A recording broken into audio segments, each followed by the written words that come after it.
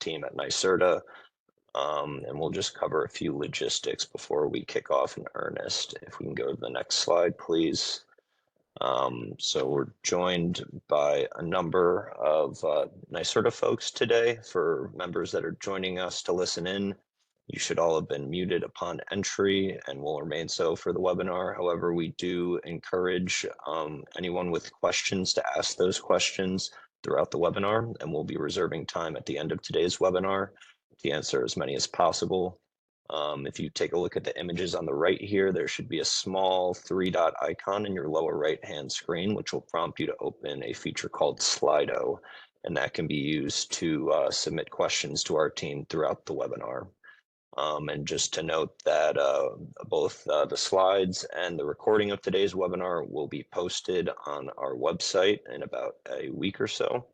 And if there are any technical problems that arise, please feel free to reach out to John at the email listed below, or to submit that through Slido if easier.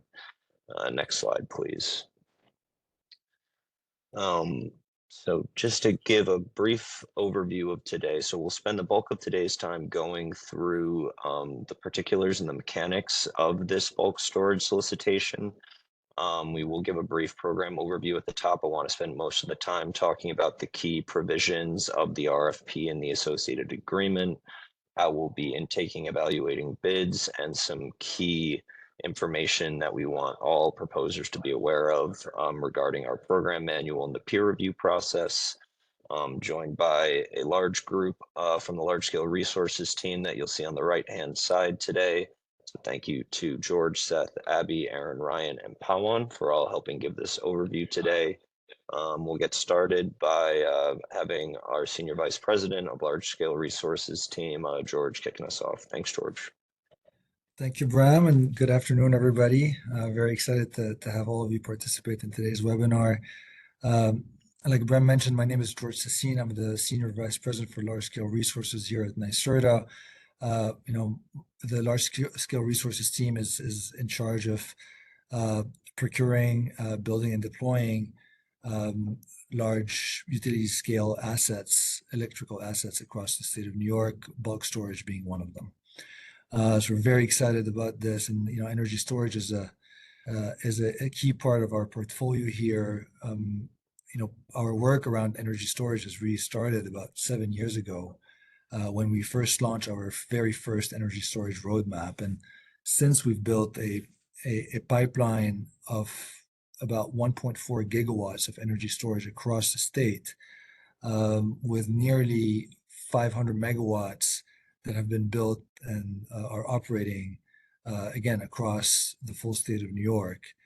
And since we've increased our ambition with regards to energy storage with a revised and expanded goal of deploying 6 gigawatts of storage by 2030. And last year, in June of last year, the Public Service Commission approved a revised framework under which NYSERDA would seek to support and procure an additional 4.7 gigawatts of new storage projects to help us get to the 6 gigawatt goal. And out of these 4.7 gigawatts, the bulk storage segment, takes about 3 gigawatts of projects that we look to secure. And the very first gigawatt we're looking to procure through this very first RFP. And we're very excited about this new incentive structure that we've launched. It's very unique, not only in the US, but we think across the globe, which I think explains why there's a very high level of excitement and participation in this RFP and in this webinar specifically. And we're very thankful for your interest in helping the state of New York reach its energy storage goals. So listen, you're going to hear from the team today what the process for this RFP is going to look like over the coming months. And we're very appreciative and excited of your willingness to participate. In our large scale resources department, we know what it takes to build utility scale infrastructure. It requires time. It requires, you know, relying on several partners to bring these projects, these complex projects to life. And we're very happy to be a key partner to all of you to support you through that journey, starting with this competitive procurement. So this is step one of a long journey together going forward in a long partnership. Without further ado, I'm gonna pass it on to my colleague Seth Dunn, who leads the bulk storage program here at NYSERDA, to give you an overview of this program and specifically highlight, our nation-leading standards around fire safety, as it is a major priority for us to make sure that these projects are built and operated in a safe and responsible way. On to you, Seth. Thank you, George, and good afternoon, everyone. Before we get into the details that the rest of the team will share, I'd like to briefly set the stage with kind of three overarching messages. If you could just go to the next slide, please. Actually, skip next one. Actually, thanks. The first message is that bulk energy storage is needed in New York now. We need to look no further than first mover states like California and Texas to see the profound impact that utility scale storage can have on grid reliability. Some may know that in early June, ERCOT reported that the risk of a grid emergency, like a rolling outage during the summer peak in Texas, had fallen from 16% last year to 1% this year. And that's due to the addition of about 9.6 gigawatts of utility scale storage, as well as solar and wind. So as a point of comparison, here in New York, a couple weeks later on June 24th, the heat wave pushed grid demand to its highest peak since 2016. Fossil generators came offline, power imports fell, NYSO issued a rare energy warning. So to maintain system reliability, operators made emergency electricity purchases from Canada and the Midwest. So without renewables and demand response, peak demand actually would have reached a record. But unless New York also ramps up its bulk storage deployments, its grid is going to experience more summertime warnings like these. In addition to the reliability imperative, the need for bulk storage to displace peakers and manage renewables integration will also grow with time. In an environment where affordability is rising on the agenda, it's essential to equally emphasize the system-wide cost savings that this program is expected to deliver. And then finally, there exists a unique opportunity for New York's storage ecosystem to attract more supply chain investment. So whether it's keeping the lights on, controlling utility bills, or participating in the fastest growing segment of the energy industry, New York has a strong self-interest in the near-term deployment of bulk energy storage, and that's why this program exists. Next slide, please. The second message is that our team intends for this program to serve as a model for other states and to establish New York as a leader in safely, reliably, and cost-effectively deploying bulk energy storage. We're encouraged to see others exploring and in some cases adapting the index storage credit incentive mechanism that we've carefully designed in partnership with stakeholders. We've also learned from other states and provinces. One clear lesson from peers conducting bulk energy storage procurements was the importance of transparency and engaging early and often with stakeholders. So throughout our program's brief history, we've emphasized external engagement, and we believe that is reflected in the program's paper trail, from roadmap to implementation plan to program manual, as well as in our decision to issue a draft RFP for feedback. We've got ambitious procurement plans, more than twice the capacity of New York's existing operating or pipeline projects.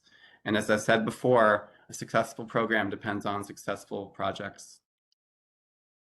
Next slide, please.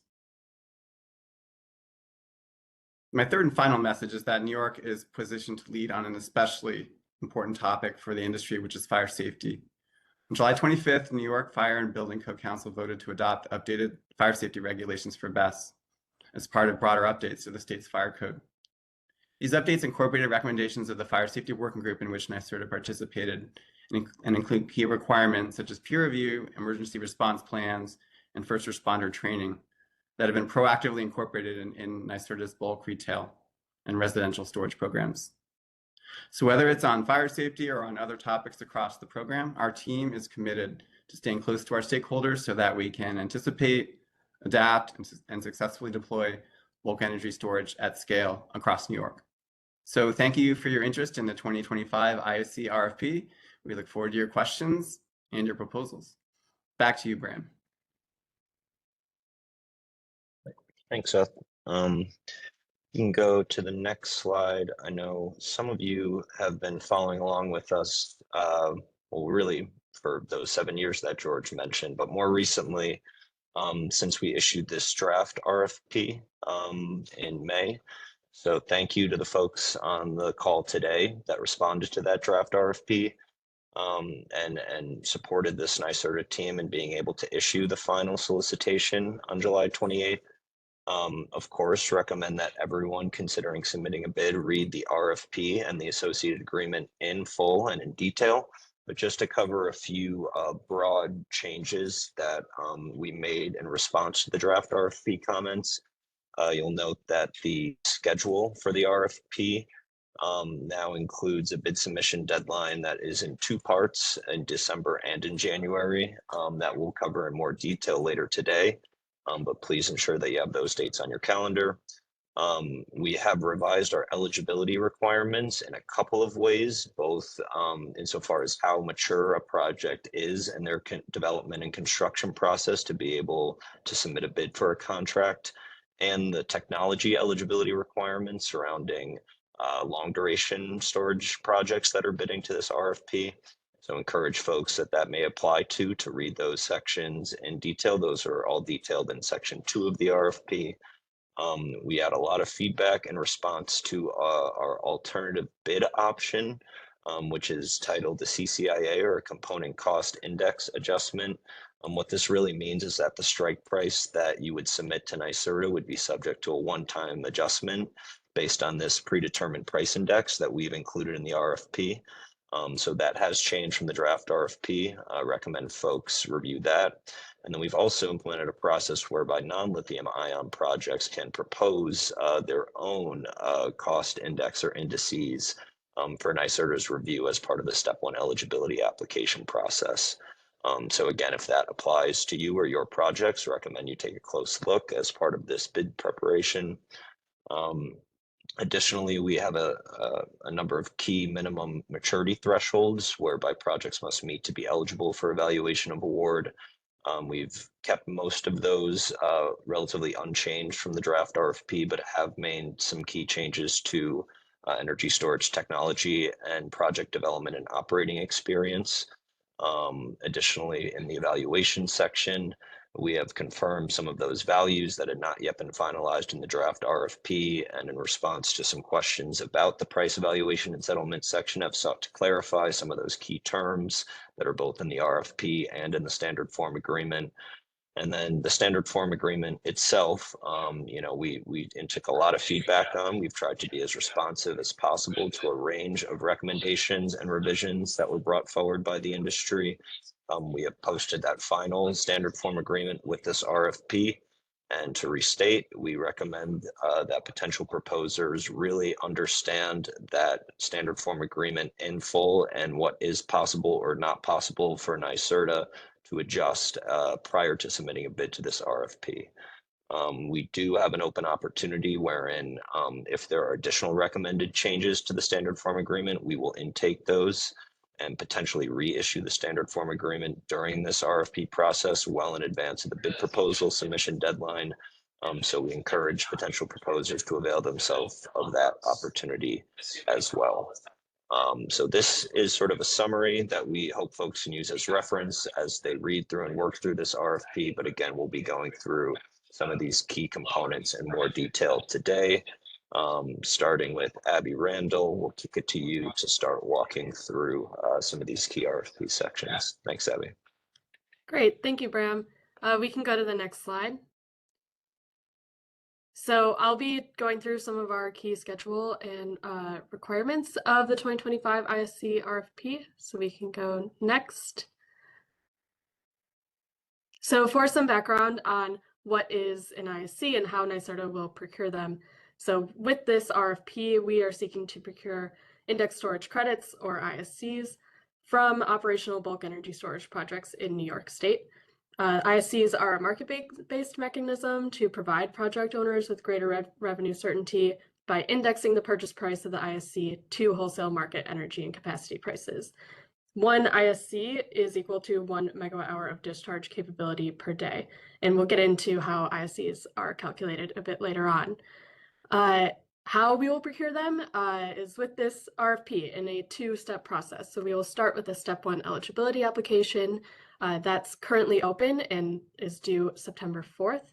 Then we will go to a step 2 bid proposal in 2 phases. So a non-price phase where you submit all of your non-price information, and a price phase where the only information you would be submitting is a price.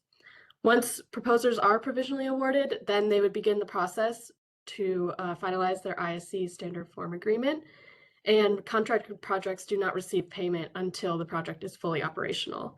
And I would encourage everyone to go to our bulk storage website and also our solicitation website to see all of the documents associated with ISCRFP25-1. We can go to the next slide. So this is an overview of the schedule. This is also laid out in the RFP in a different format. As I mentioned, the step 1 application is open right now. Proposers can also provide edits to the SFA, SFA being the standard form agreement, until October 1st. Applications are due September 4th, and then NYSERDA will evaluate them and provide notices of qualification on September 18th.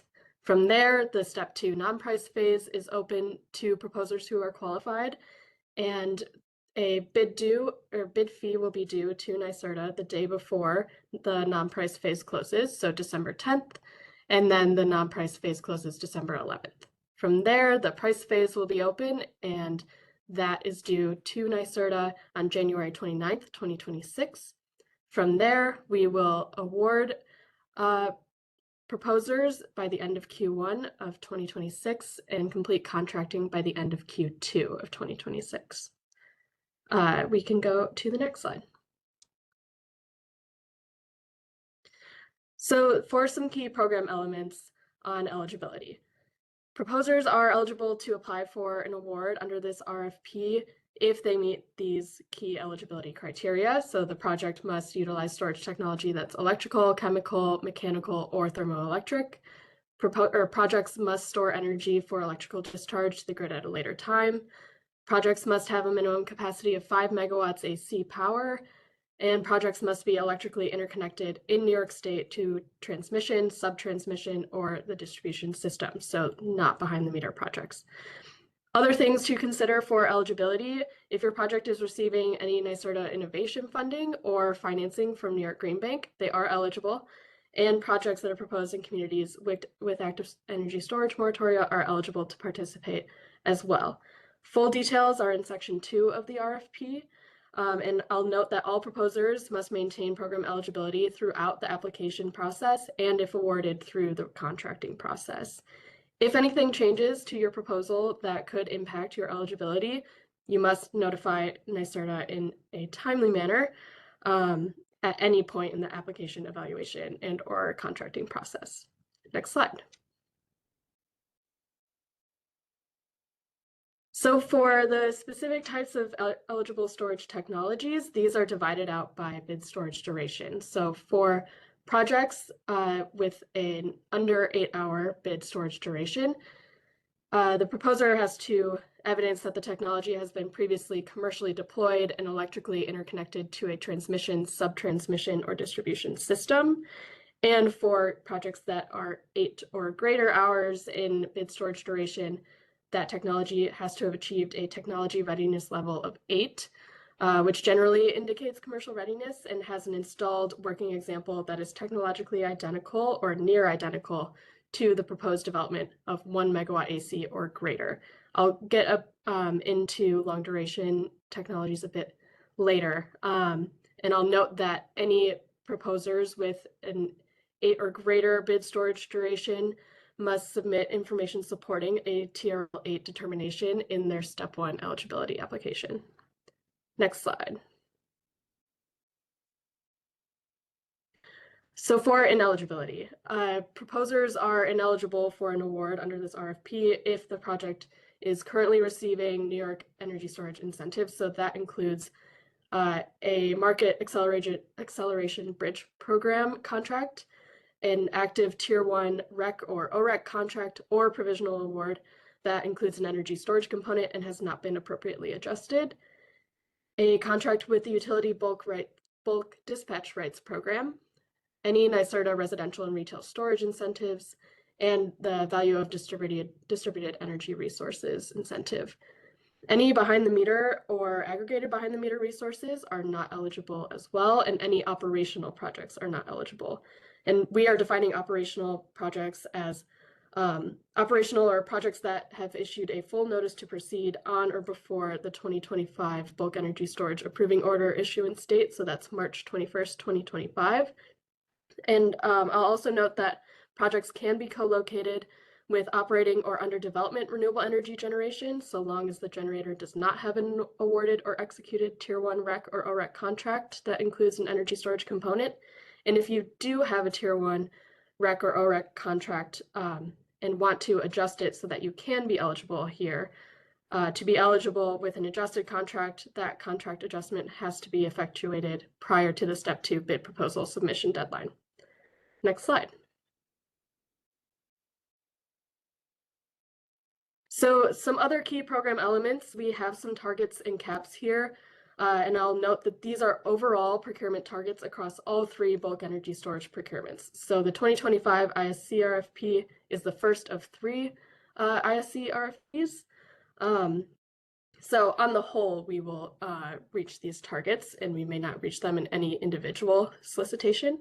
For the geographic targets, 35% of the procurement volume will come from NYSO's zone G through K. And to break that out even further, that's 30% from zone J and 5% from zones G, H, I, and or K. We also have bid storage duration targets and caps. So there is a 10% cap on 2-hour resources and a 20% target for long duration energy storage resources. So those are the ones that are 8 hours or greater. And I'll note that the geographic targets were set because these geographies have the greatest potential to benefit disadvantaged communities and or reduce emissions from peaker plants. And again, I've already made this note, but that if we do not attract at least 20% of viable long duration energy storage projects, we may allocate the remaining procurement volume to the under 8-hour duration category or adjust future procurement targets to reach the overall target. So again, this is an overall target across all 3 procurements. Next slide. For contract tenor and in-service requirements, there is a maximum contract tenor divided out by technology. So for lithium-ion projects, that is 15 years, and for non-lithium-ion projects, that is 25 years. Proposers must specify their contract tenor in their Step 2 bid proposal. And for the in-service requirement, all projects must be capable of completing construction and being placed in service by December 31st, 2030. Proposers will demonstrate that they can meet this as part of their Step 2 bid proposal. I'll note that NYSERDA has the flexibility to adjust or extend this in-service date on a project-by-project basis, only if a developer can evidence that this has been delayed due to conditions beyond their control, and that the project has commenced construction on or before December 31st, 2030. But this is a flexibility that NYSERDA reserves, and interested applicants must be capable of meeting this requirement on a reasonable timeline. Next slide. For alternate bid proposals, proposers can submit an alternate bid proposal, up to 3 alternate bid proposals, which is a proposal that can modify the bid power capacity, bid storage duration, and or use the component cost indices adjustment that Bram mentioned earlier, so CCIA. You can use any combination of these alternates for your alternate bid proposals. And proposers are encouraged to indicate their intent to bid with an alternate bid proposal in their Step 1 eligibility application. There will be an opportunity for you to revise, remove, and or add alternate bids in Step 2. So if you provide your intent to submit in Step 1, you'll have an option to change that later. I'll note that the submission of alternate bids is all under one eligibility application and under one Step 2 bid proposal. So you do not have to submit multiple applications. They're all included in one. And submitting multiple alternate bid proposals does not require multiple bid fee payments. You only have to pay one bid fee as well. Proposers cannot condition the acceptance of one step 2 bid proposal based on the withdrawal or acceptance of another alternate bid proposal, and NYSERDA will award at most one bid proposal per project. Next slide. This is the component cost indices adjustment formula for those that are interested. So as mentioned before, the CCIA is a one-time strike price adjustment to reflect changes in the predetermined price index. Using the formula we have here, I won't go through each index, but they are meant to reflect a share of lithium-ion battery costs. And I'll note that this formula is available only to lithium-ion proposers. Non-lithium-ion proposers that are opting to use the CCIA may propose a technology-specific formula in their Step 1 eligibility application. So to be clear, non-lithium-ion proposers cannot use the formula that's on this slide. They would submit a CCIA in Step 1 and provide a formula for NYSERDA's review. And after proceeding to Step 2, NYSERDA would review that CCIA formula and may follow up with proposers to finalize that technology-specific non-lithium-ion CCIA formula. And now I will pass it over to Erin to go over some key standard form agreement provisions. Great, thanks, Abby. Next slide, please.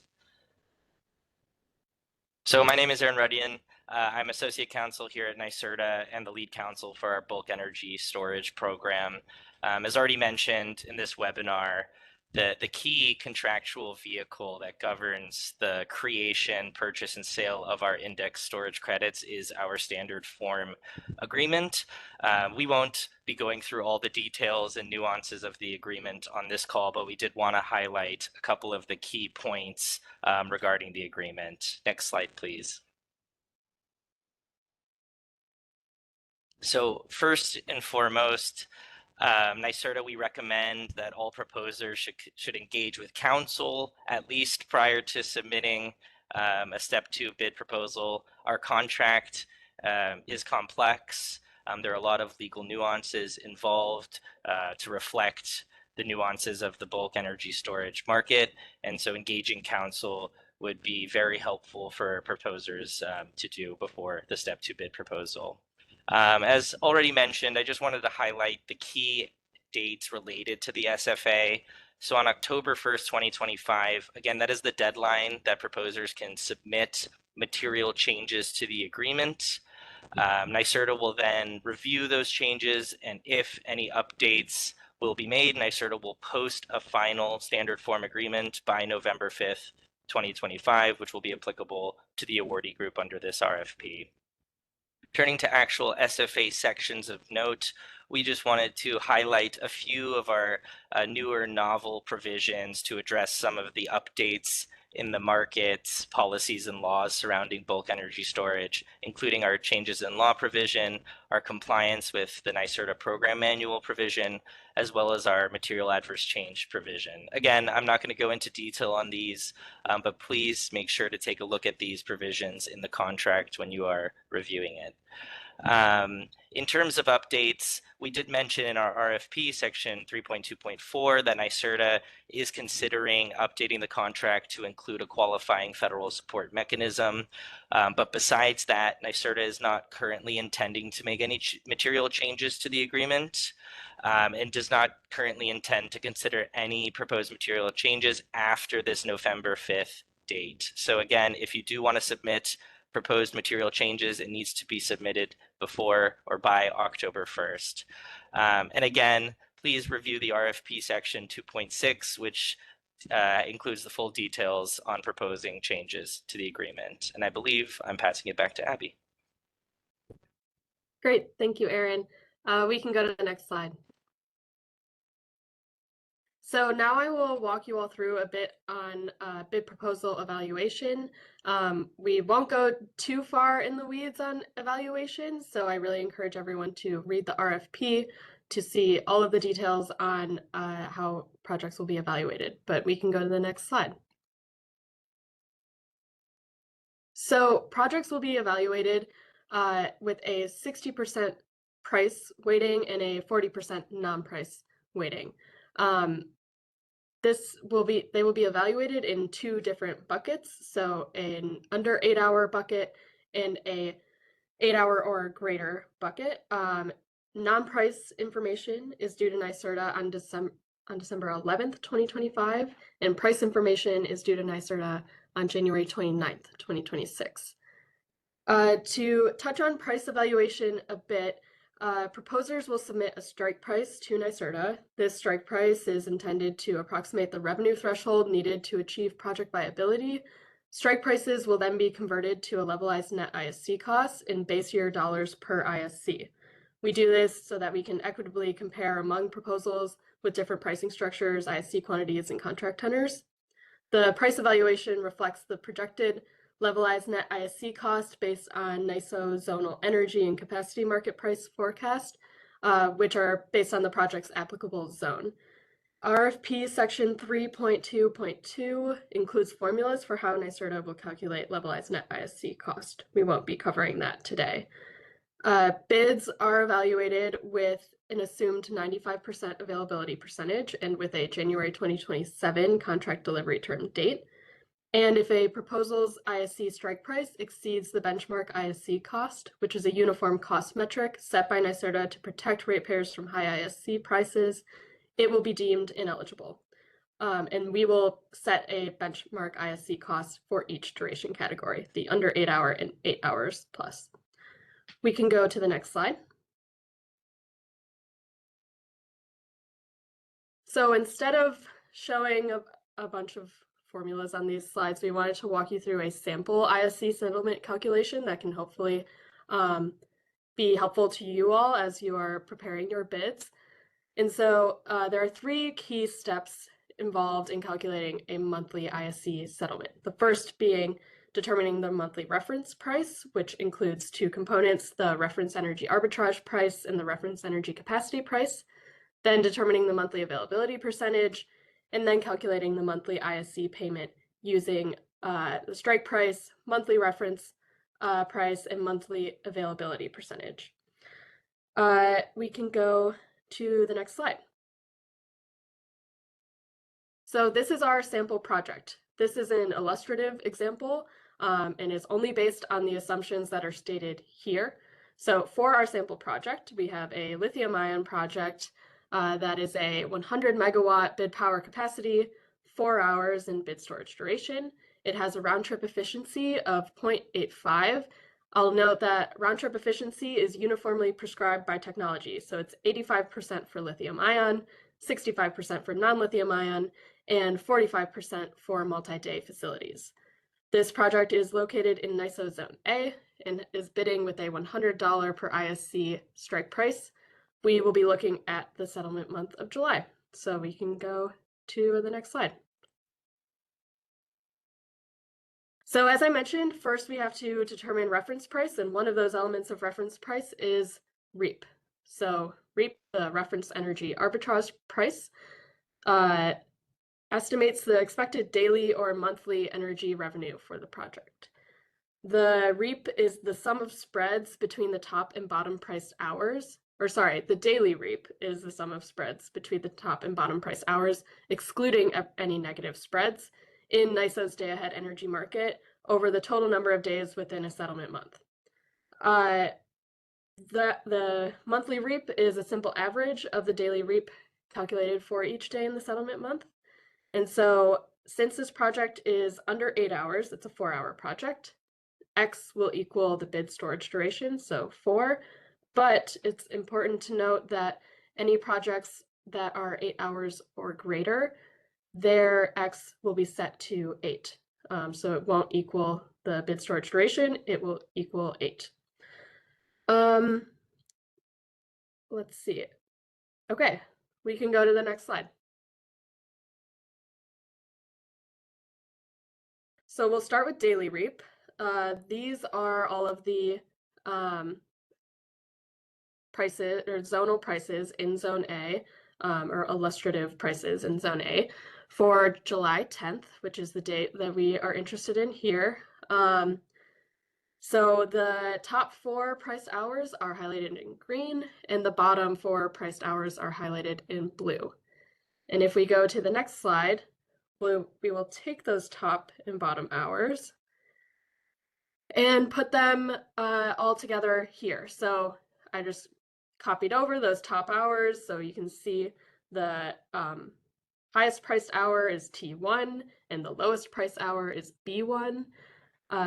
For the bottom priced hours, because of our REAP daily formula, we are going to do a round trip efficiency adjustment, and then we will do the sum of spreads approach, where we pair the top hour with the bottom hour, and then the second top hour with the second bottom hour, and subtract those out. From there, we will sum them all up and take out our bid storage duration, or divide out our bid storage duration to reach a $12.88 per ISC daily REAP. Let's go to the next slide. Now I have it highlighted here, our July 10th day, but we will do this for every day in the settlement month. So now we're looking at July as a whole. We do that for each day, and we do the simple average to reach our monthly REAP, which is $16.31 per ISC. If we go to the next slide, we will now shift over to reference capacity price. So the monthly reference capacity price is used to estimate monthly capacity revenues. The values that are in the numerator are determined by the NYISO. So the unforced capacity price, or the RUP, is equal to the spot auction price in dollars per kilowatt month for the project's applicable zone, which in this case is Zone A, as published by the NYISO. The capacity accreditation factor for the capacity accreditation resource class applicable to this project is determined by the NYISO in accordance with their new capacity accreditation rules. So we have those variables listed here for our sample project. We plug them all in and we get to a $42.04 per ISC monthly RCP. We can go to the next slide. And this is how we determine the monthly ISC price. So it's ISC price is equal to strike price minus reference price. Reference price is made up of the REAP and the RCP. We can pull that all together and reach a $41.61 per ISC monthly ISC price. So the $100 per ISC is what the proposer bids to us in this example, and then the other values are what we are calculating for ultimately for settlement. If we go to the next slide, we can go to step 2 of our 3-step process, where we are calculating the monthly availability percentage. So to get from ISC price to ISC payment, we need to calculate the monthly availability percentage. And so that is 1 minus the monthly outage in megawatt hours over the big power capacity times monthly hours. Monthly outage hours are the sum of all outages for the settlement period.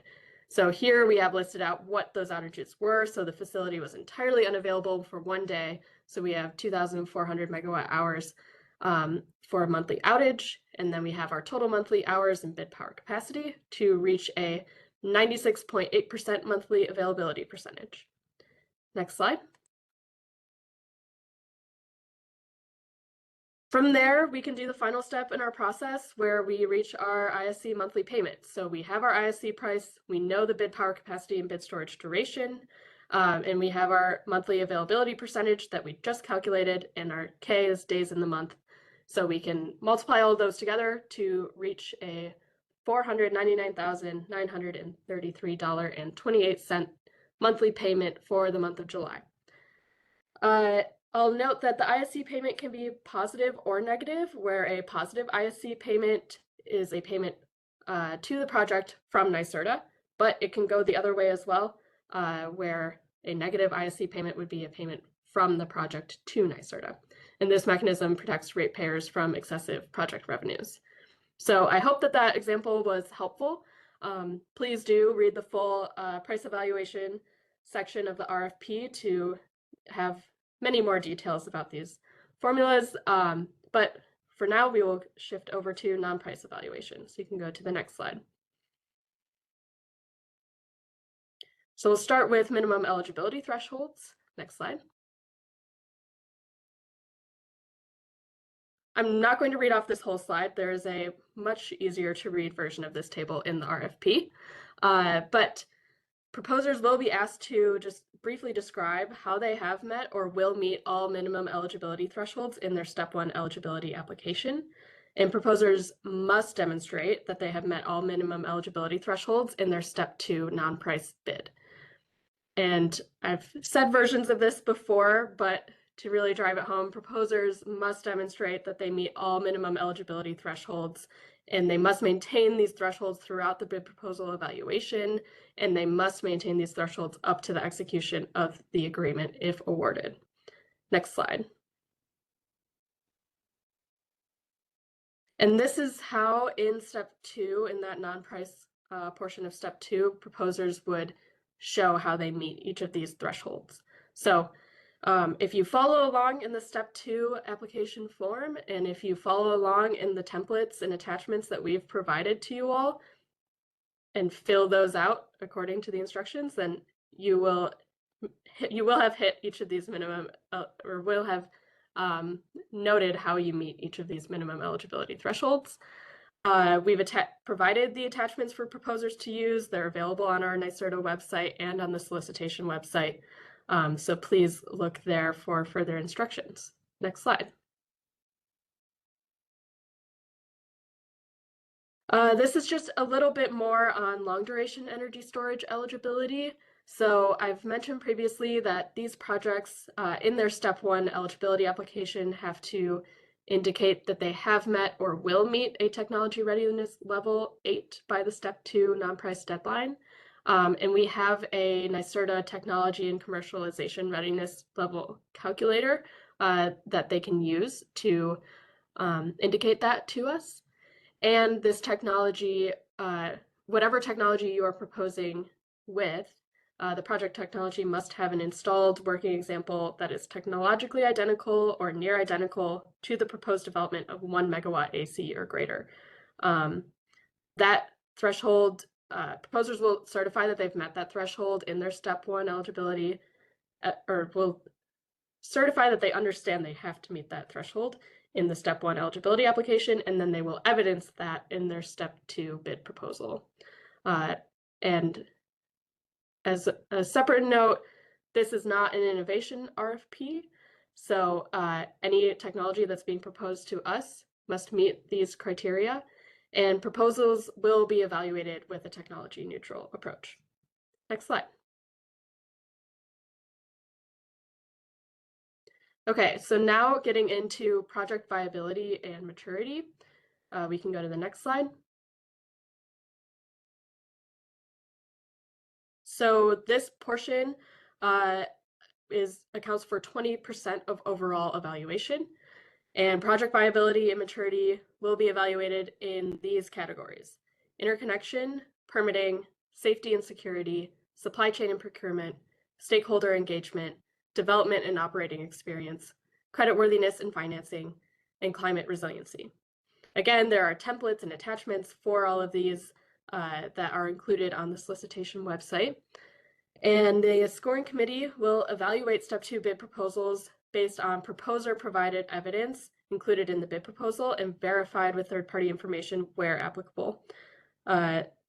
We will be evaluating on whether the project has achieved key project development milestones and has a viable plan to complete development, financing, and construction and enter commercial operation by that 2030 date. Next slide. So we won't go into each of the project viability and maturity categories, but we did want to do a deep dive on a few of them.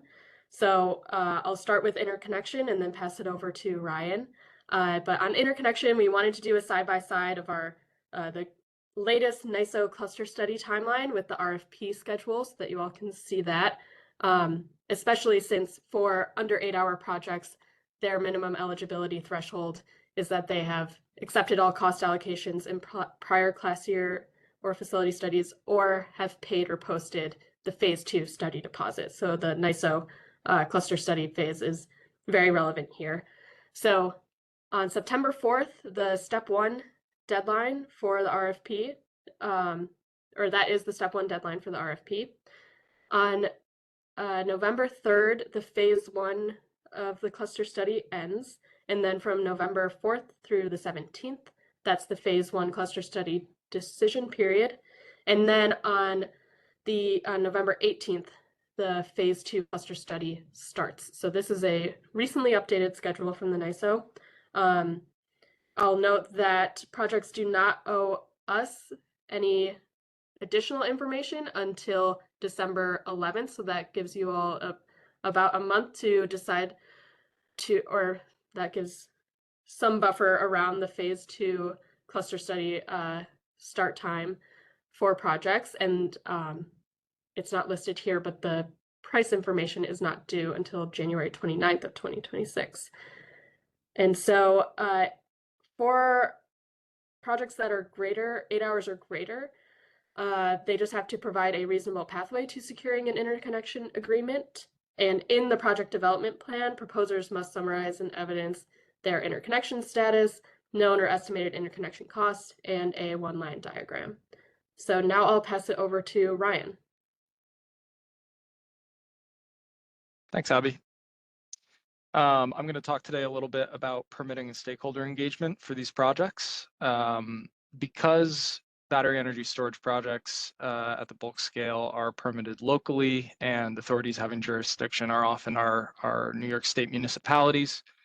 For participation in this solicitation, proposers are being asked to demonstrate that they have, at a minimum, notified the authorities having jurisdiction of their intent to participate and develop the project.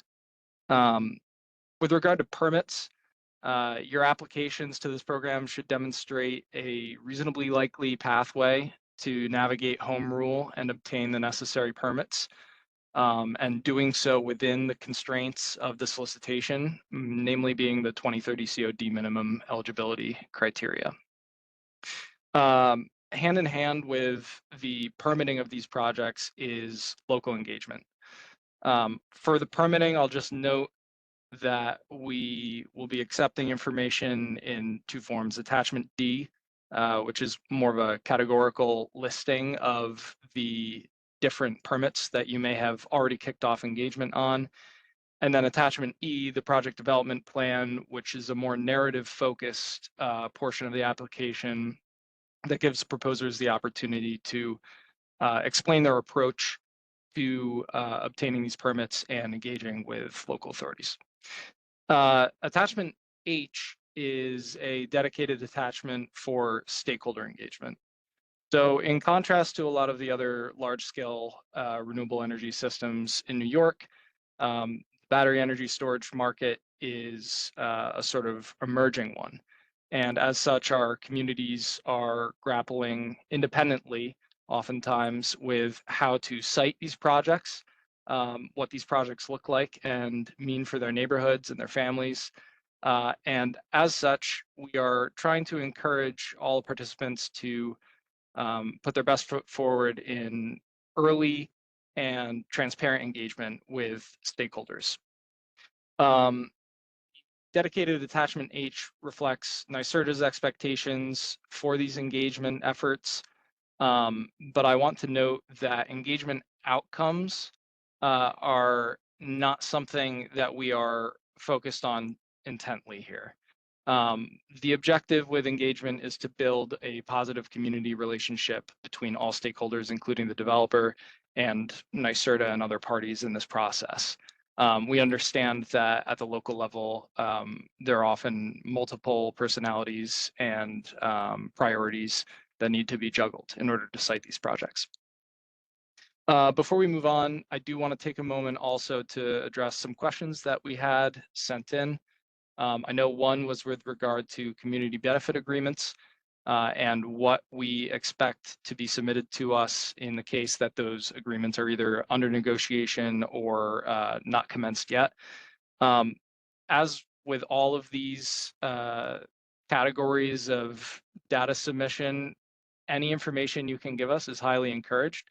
Informing us of the current status of your community benefit agreement, if that's something you're pursuing with a local municipality or a county IDA, making sure that data is available to us at the time of bid submission, even if the CBA negotiation hasn't commenced, is immensely helpful to us to evaluate your projects.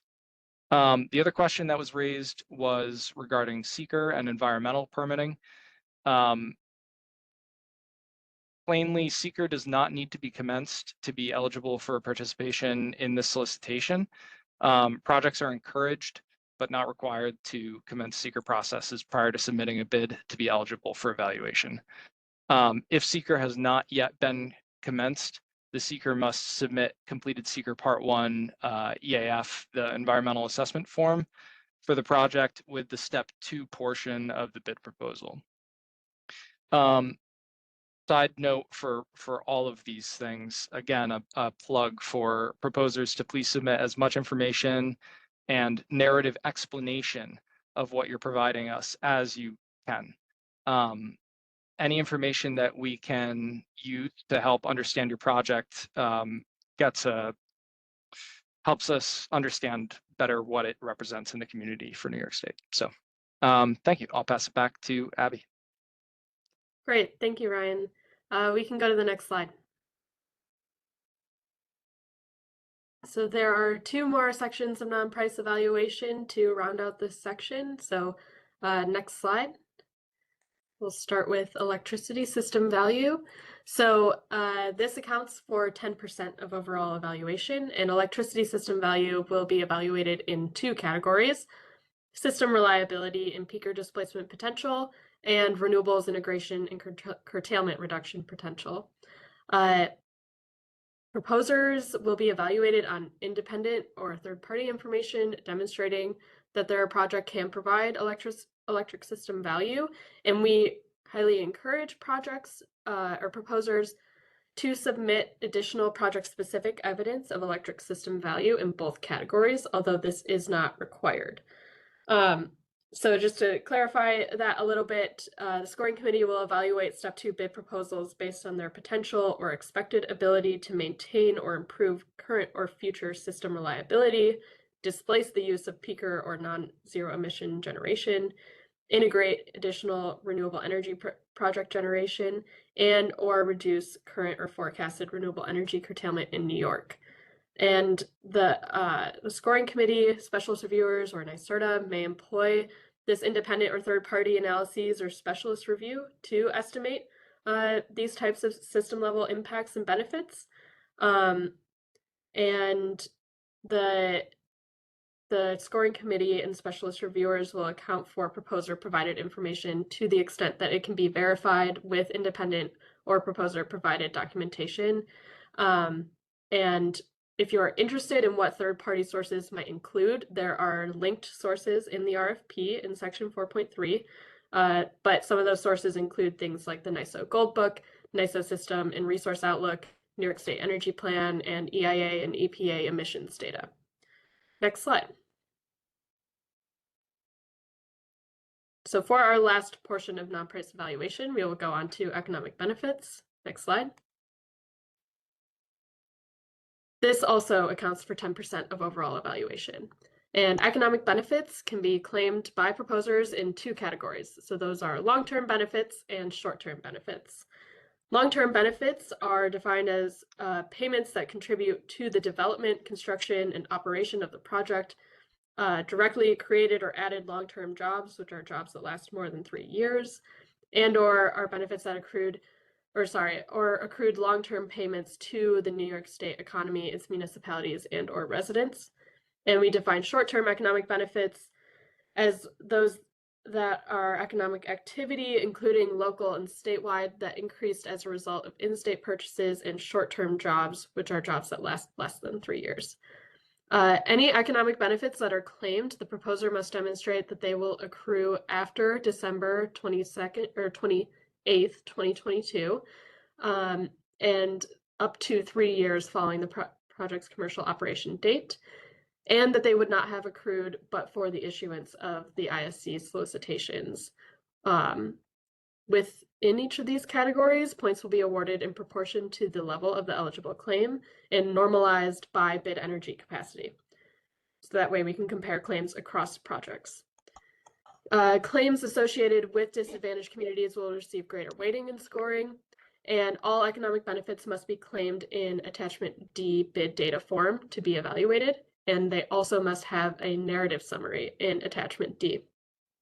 I really encourage anyone to review Appendix A, Incremental Economic Benefits Eligibility, and Appendix B, the Agreed Upon Procedures Report, to fully understand how to submit economic benefits claims and how claims will be verified if awarded.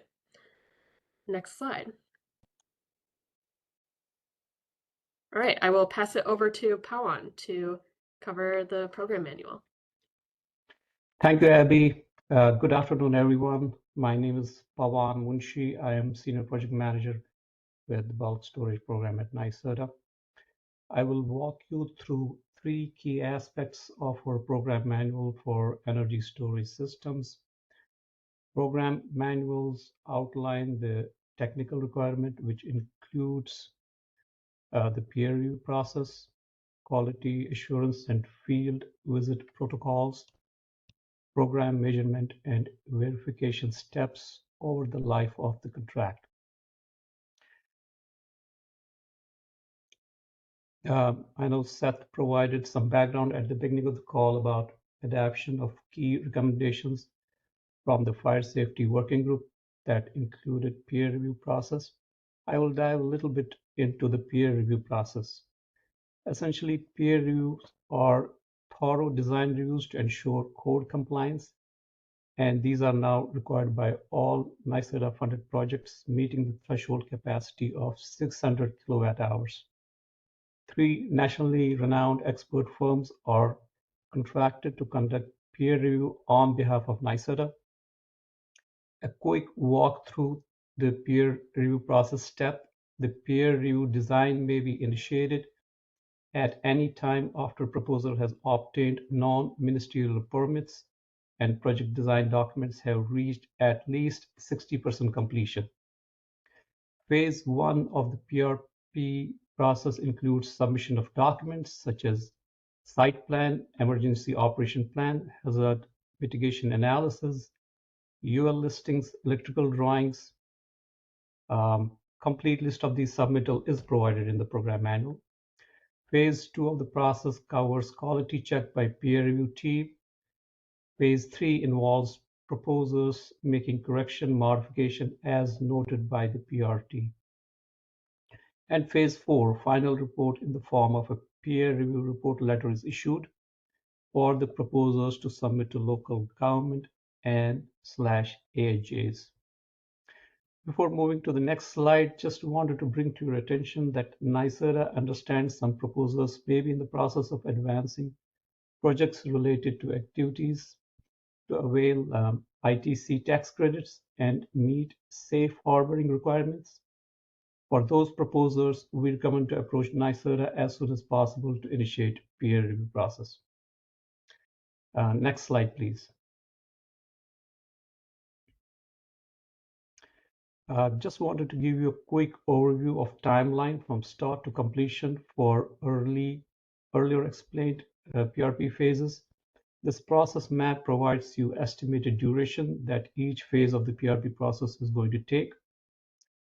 Please note that these timelines depicted in this process map are based on mature design and assume minimal revision cycles.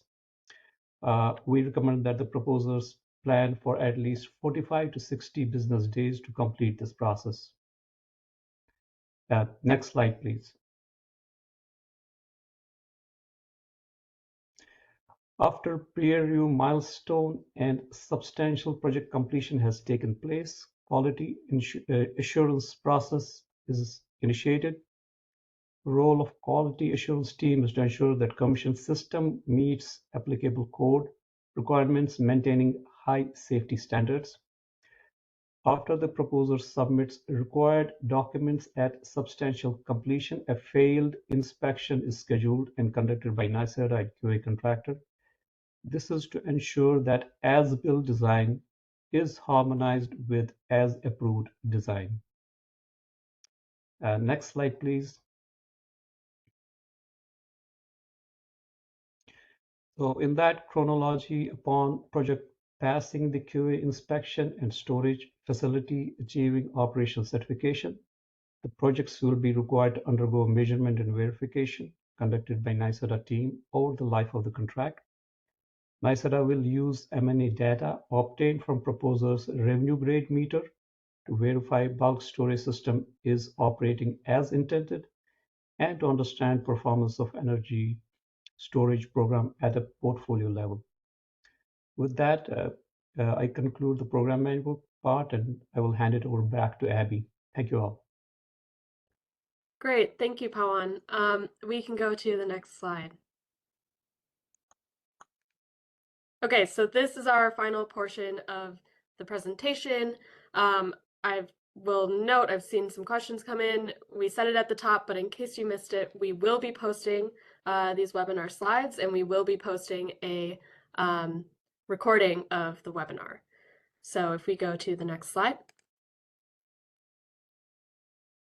These are all of the application submission requirements. So step 1 is open right now, and it is due September 4th, 2025 by 3 p.m. These are all of the things that are in step 1. I'll note that if you go into our Axion site and follow each portion of the step 1 form, Axion site being the solicitation website, those are the same. If you go through each section of the form, you will be prompted to provide all of these things. So these are all listed out for you for your review, but if you go through the form and fill it out according to your proposal, you will hit all of these requirements. The kind of only other things to flag are for projects that are over or 8 hours or greater in bid storage duration. This is where they would have to provide some evidence of a technology readiness level of 8. And for non-lithium ion proposers interested in the component cost indices adjustment, they can provide their formula here as well.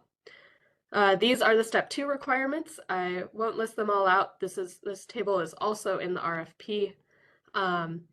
One thing for step 2, the bid fee payment is due in the non-price phase. So in the top right corner here, it lists out how bid fees are calculated, and that is based on your bid power capacity.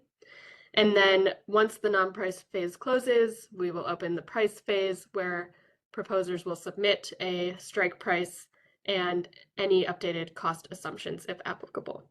So this is everything you would need for an application submission. We encourage everyone interested to start these applications early and engage anyone that you would need to on your teams, including an attorney, as Aaron mentioned. But that's everything that we have for our webinar here. So if we go to the next slide, I will pass it back to Bram to kick us off with questions. Great, thanks, Abby. So we got a number of questions so far. Thank you all for submitting those as we went through. Recommend that folks continue to submit them. We'll do our best to answer any that we receive over the next 20 minutes or so, but just reiterating that we do have these couple of avenues on the screen to continue submitting those after this after this webinar concludes. So just maybe to start off on these different avenues to submit future questions, we did get a couple of questions that were either site or project specific. We are not going to cover those today, but we encourage you to reach out to us either via our bulk storage inbox or the solicitation website. If you do have those project specific questions, we'd be happy to work with you in that setting. All right, so to cover a few other questions that we've received so far.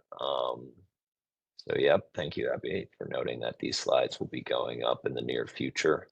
We did get one question about the CCIA alternate bid option and whether that option can be included for your primary base bid or if it must be submitted as an alternate bid. And to be clear that yes, the CCIA is only an alternate bid option.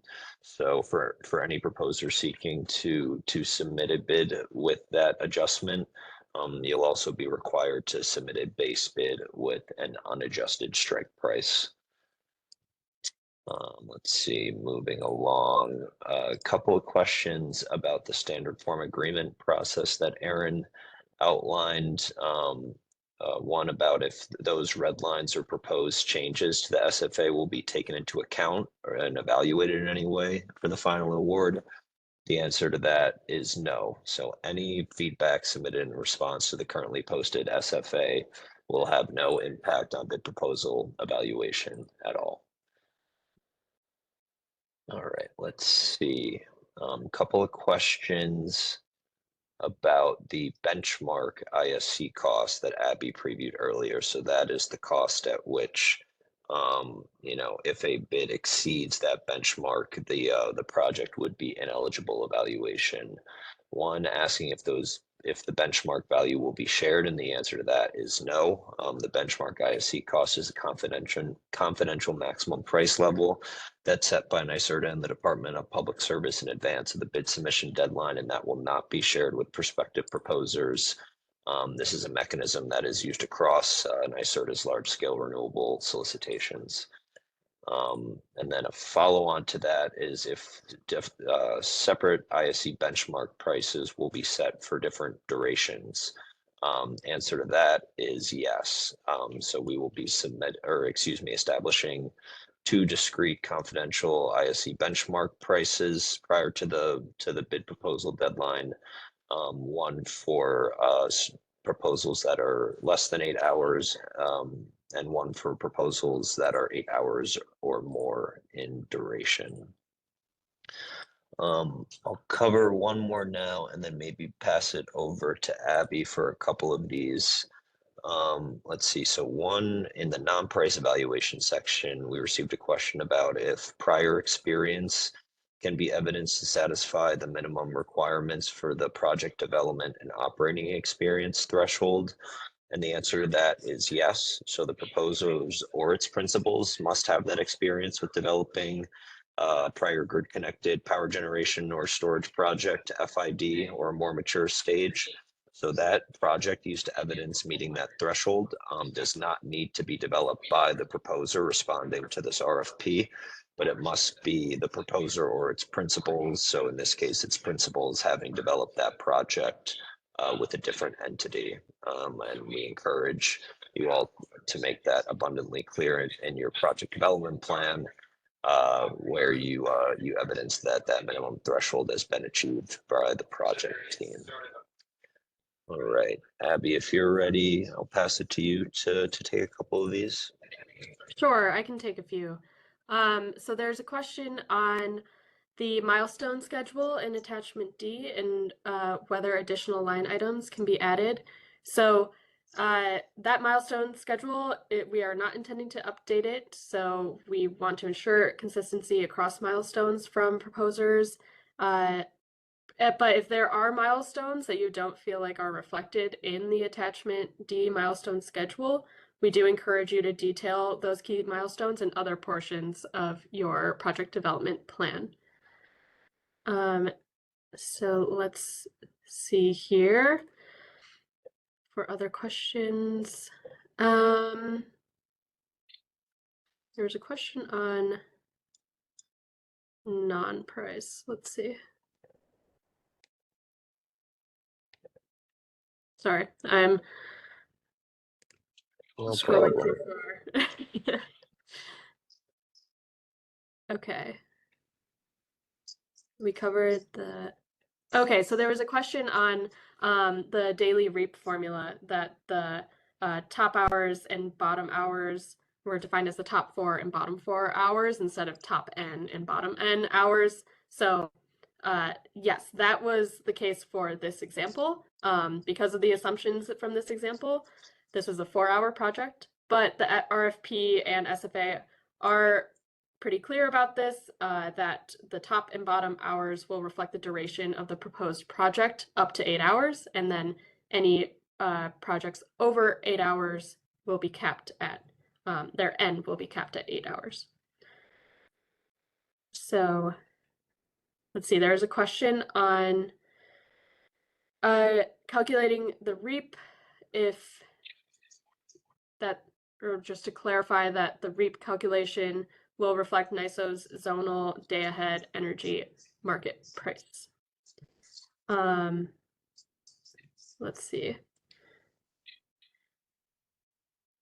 I can, yeah, Cover go a few ahead. more if helpful, Yeah. Abby. Yeah, okay, no problem.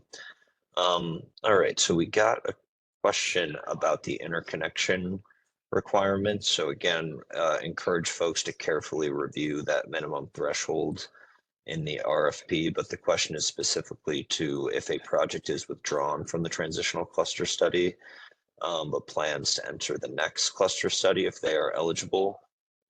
So the short answer is it depends on your storage duration. So for projects that are less than 8 hours in duration, they must first proceed to phase 2 of the current cluster study to be eligible for evaluation and award, and maintain that active status in the NYSO cluster study if awarded up until they execute the contract. Otherwise, that project would be deemed ineligible.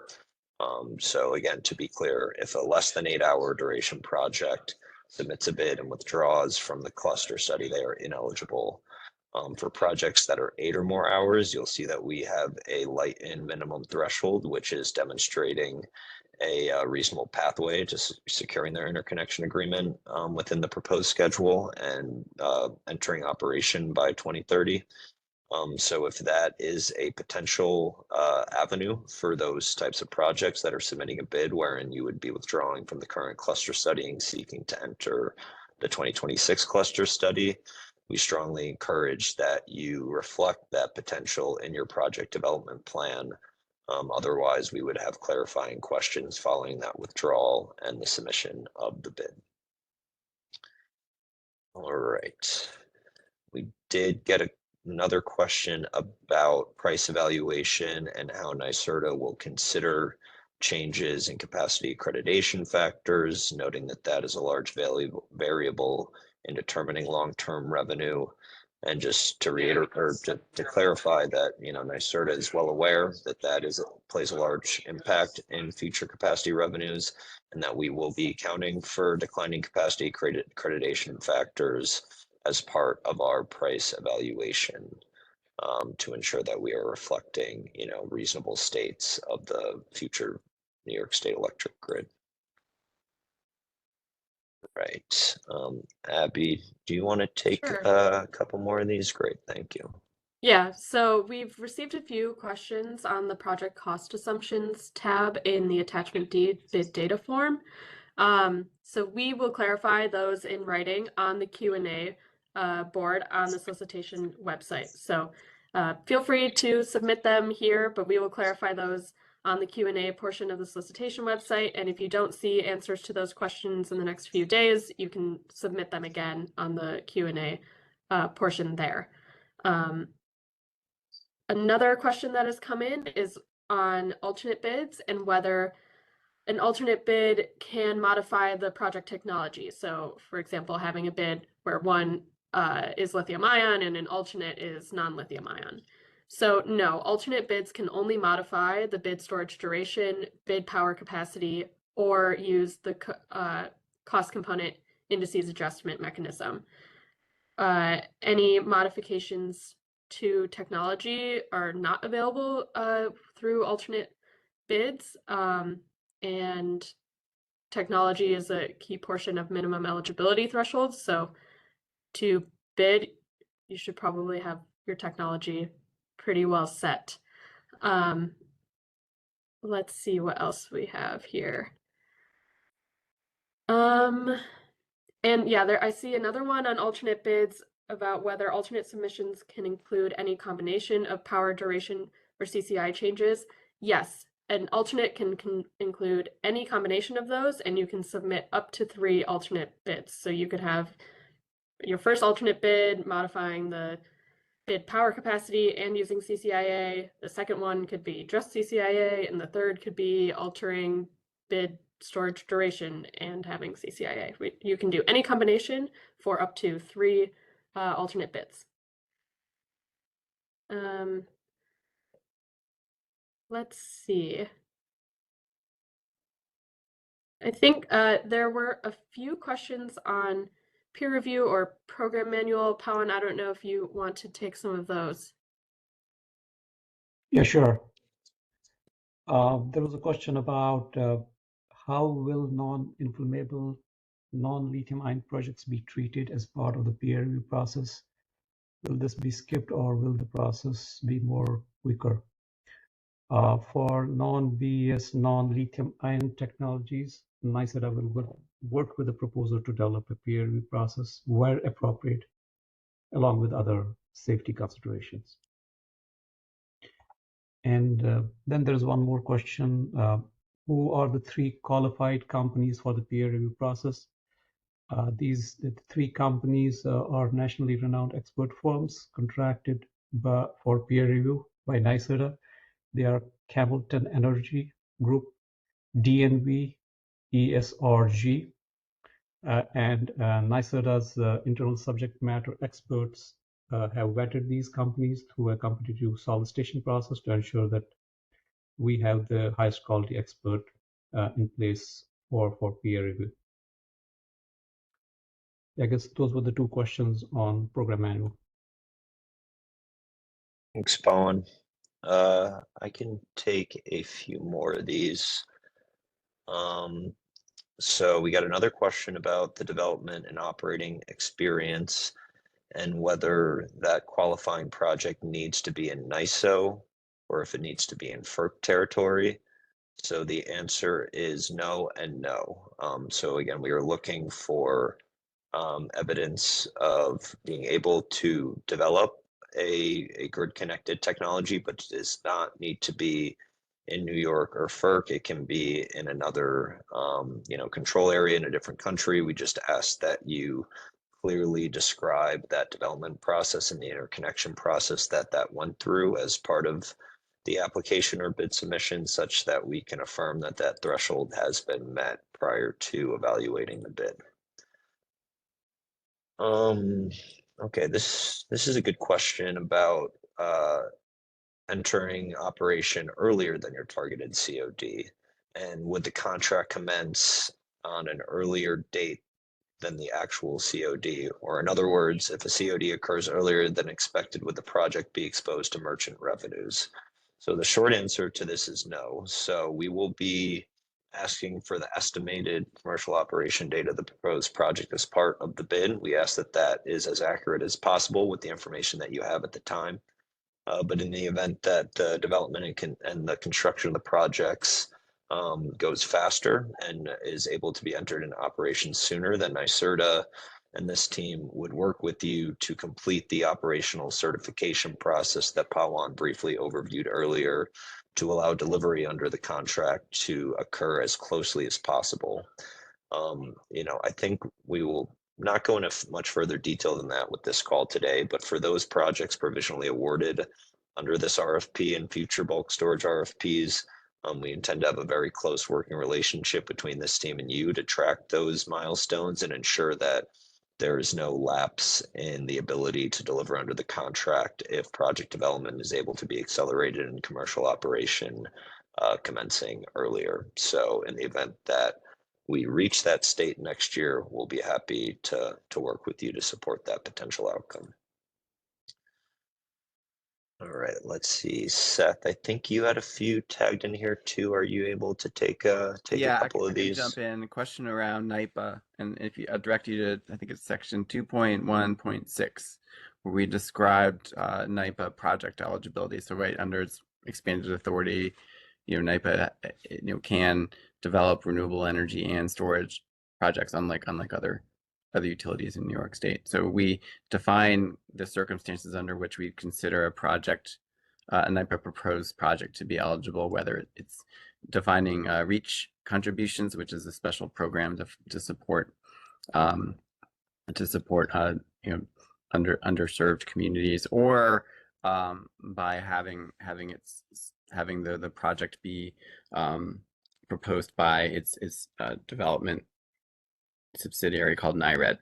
So those are the two, and NIRED is by definition set up to redirect its profits or reinvest its profits into additional projects. So meeting that sort of PSC preferred definition of using proceeds from its projects to provide benefits beyond its direct customers. So those, I'd recommend that you take a close look at that. I think that hopefully should answer your question around NYPA participation. Also, some questions around thermal energy storage. This program, if you going back to the roadmap implementation plan RFP, it's quite clear this is focused on electrical discharge capability. But I would also point you to NYSERDA's innovation programs, which do have opportunities for thermal energy storage technology.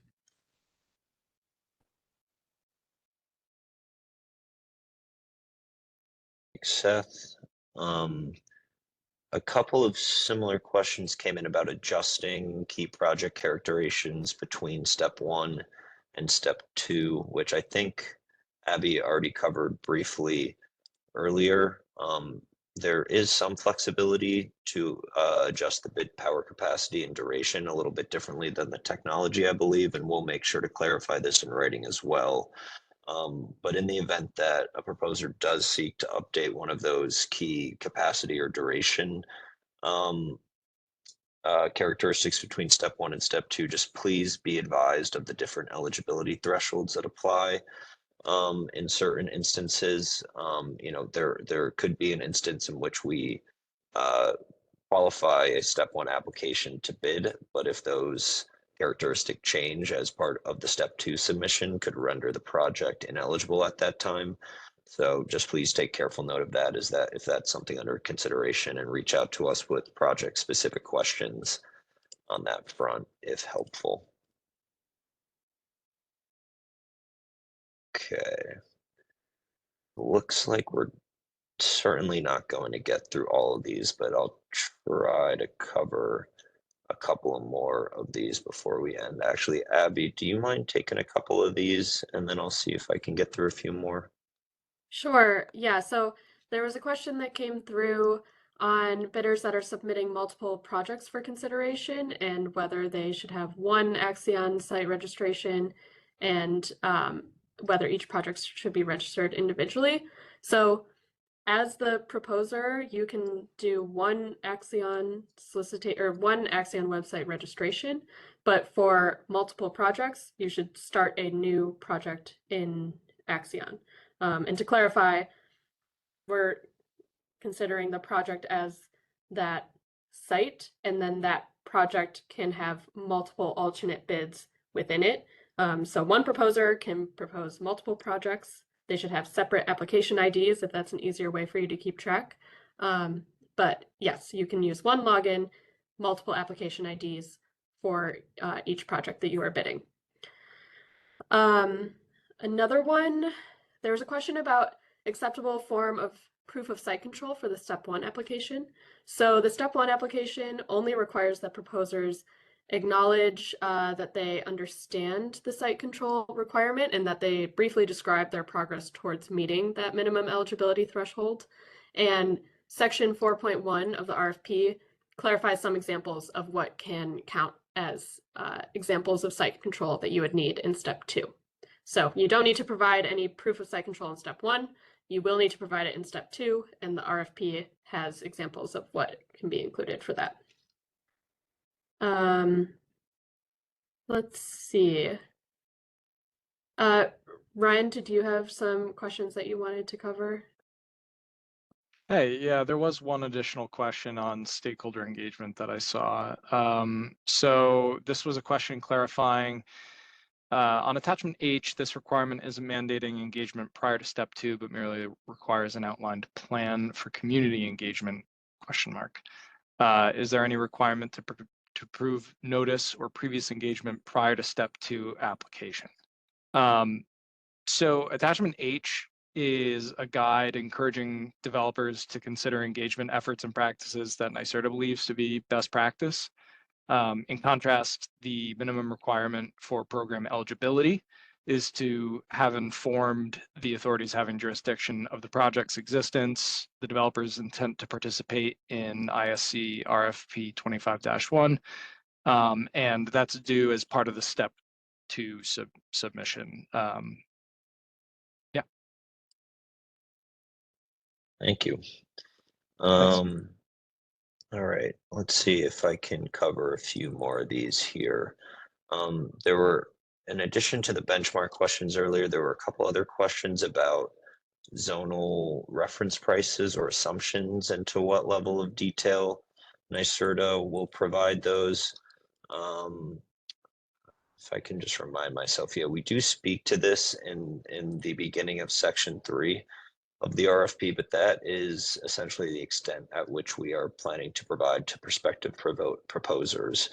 And to be clear, we will not be disclosing the full data sets, including the price forecasts used to calculate the levelized net ISC costs for projects that are submitted to this RFP.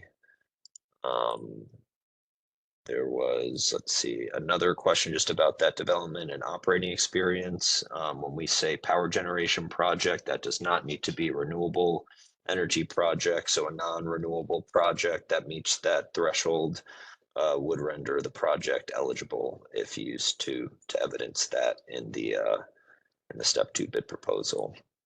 And then another question about hybrid projects. So assuming this is renewable projects with a co-located or hybrid connected storage projects, and if they should bid or are eligible to bid to the ISC program or the Tier 1 program. So the large scale resources team does intend to release a Tier 1 RFP in the near future, but for the time being, as we detailed earlier in the RFP, if a renewable project does not, under contract to NYSERDA, does not have an energy storage component, that storage project, proposed storage project, is eligible to bid into this ISC program. So short answer is yes, a hybrid storage project located with a renewable project is eligible to bid into this program. All right, I see we're just about at time there. We tried to get through as many of these as possible. I apologize if your question is one of the ones that we did not get to today. But as I and Abby mentioned, we will be going through all of these and looking to consolidate the similar ones, but we'll be posting all of them on our solicitation website in the near future. If for whatever reason you don't see your question posted up there, please reach out to us via that bulk storage inbox or the solicitation website, and we'll seek to get you an answer as soon as possible. We realize that that step 1 application deadline is coming up in just a few weeks now, so this team is available to assist with any questions that you may have in advance of that deadline. So with that, just want to say another genuine thank you to the folks of us, or to you folks that are still here with us for this Q&A portion. Appreciate the attention and the interest in this program. And thanks for the time today. Take care.